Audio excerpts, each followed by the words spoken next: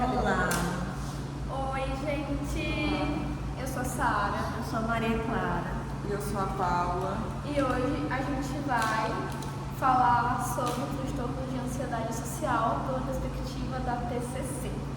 Tá, primeiro a gente seria legal a gente localizar a importância da socialização na vida humana.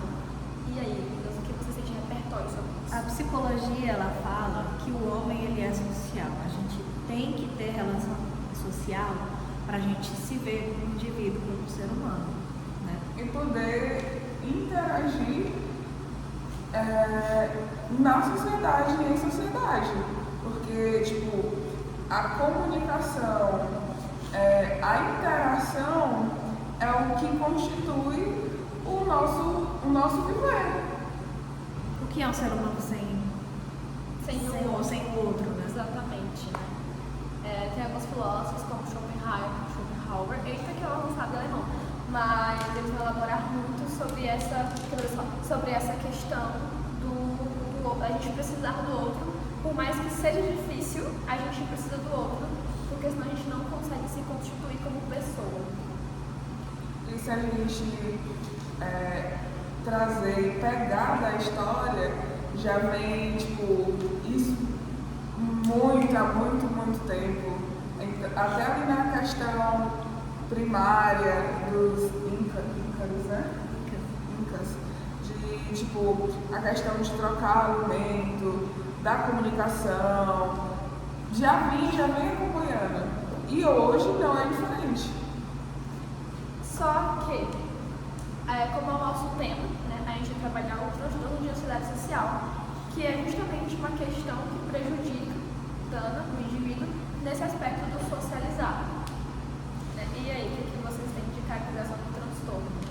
Gente, o transtorno de ansiedade, ele é basicamente, ansiedade social, é o medo de você interagir socialmente com outros indivíduos. É o medo de você falar, é o medo de você sair, é o medo de você se apresentar em público, é o medo de você ter uma interação com outro ser humano, né? Por muitas vezes não, devido a uma ansiedade generalizada já de antes, que é o medo de parecer ridículo, é o medo de... aí vem as crenças, né?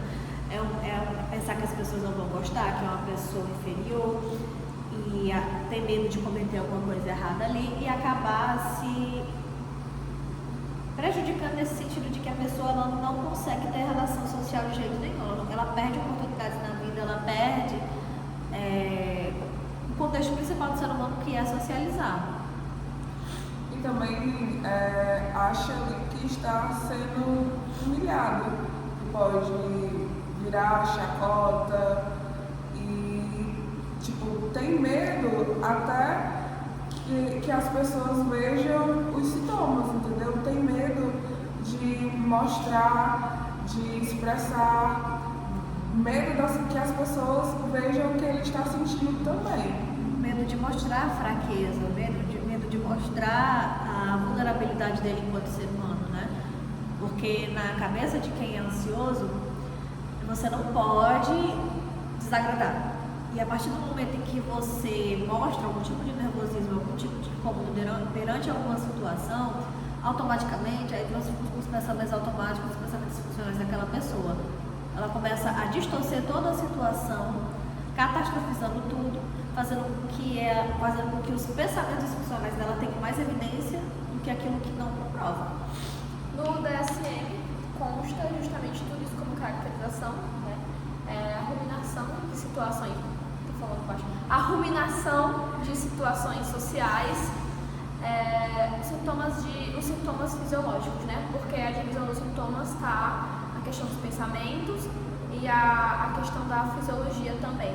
Então, o indivíduo ele sente, quando ele está ansioso por estar inserido em um contexto social, ele vai sentir a sudorese, ele vai tremer, ele vai sentir desconforto na região estomacal, A palpitações, tremedeiras, enfim, todos os sintomas relacionados à ansiedade, eles vão aparecer nessas situações em que ele é exposto a ter que interagir socialmente.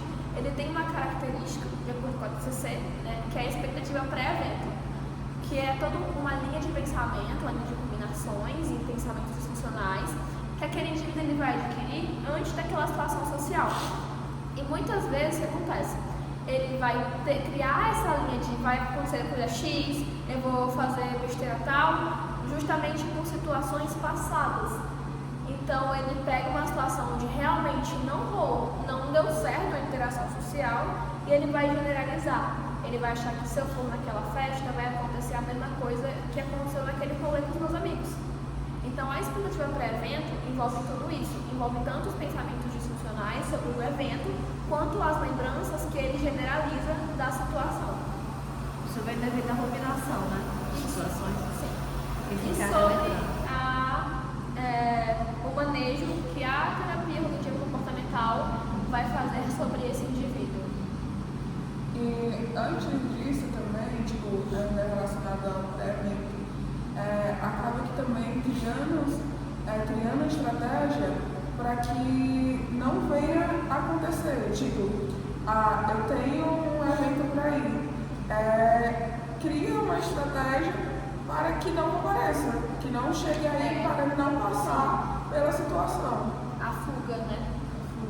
Eu acho que o principal que a TCC ela vai ensinar, que querendo ou não, a TCC ela vai ensinar o nosso paciente a ser o próprio terapeuta, né?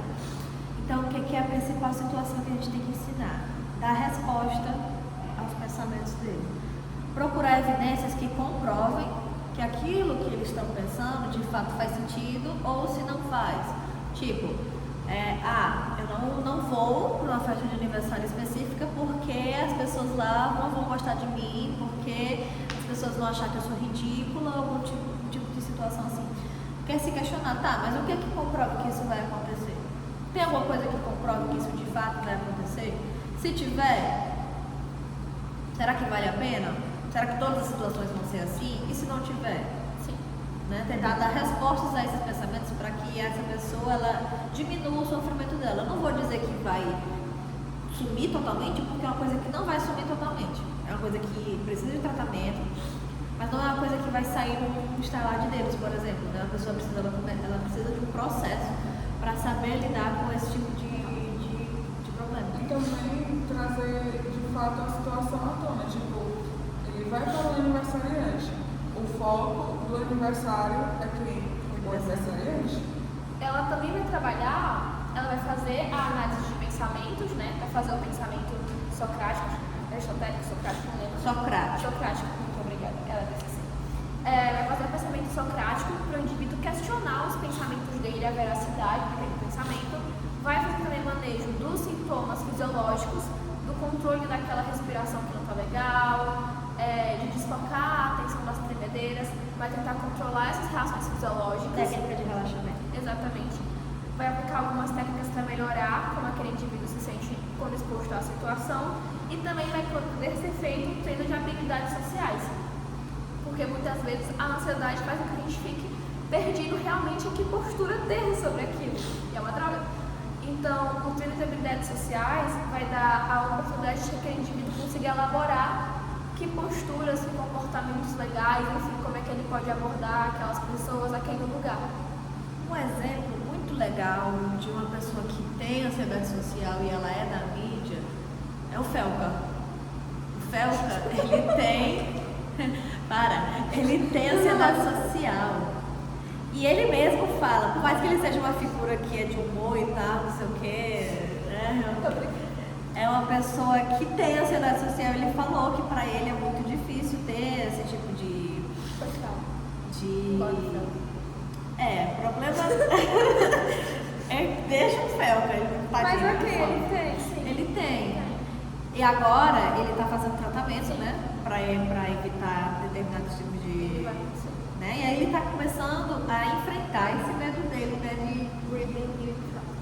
De ir socialmente, né? Então ele está participando de mais situações sociais, ele está gravando mais vídeo, ele está fazendo mais esse tipo de coisa para tentar, ele mesmo tentar sair da própria zona de conforto, porque ele tem consciência que se ele ficar trancado no quarto dele, sozinho, não sair, não sei o que, não vai rolar, entendeu? Não vai rolar. Justamente a TCC tem também um enfrentamento, que é justamente depois do indivíduo se preparar, pensar sobre seus pensamentos, ele ir lá e ver a situação, para ele conseguir enfrentar, para ele conseguir fechar meu gestaltista, mas ele conseguir elaborar pensamentos melhores, melhorar como ele se sente em relações sociais.